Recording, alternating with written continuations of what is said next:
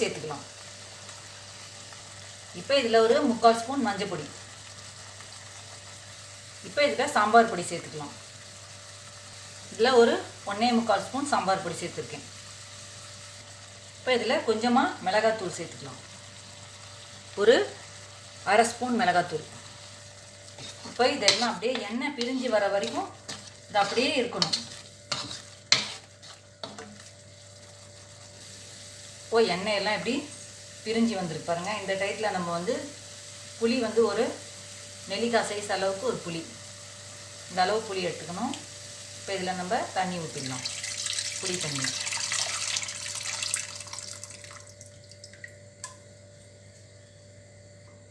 இப்போ புளி தண்ணி ஊற்றிட்டோம். இப்போ இதை நல்லா சிம்மில் வச்சு ஒரு திக்னஸ் வர வரைக்கும் அது அப்படியே இருக்கட்டும்.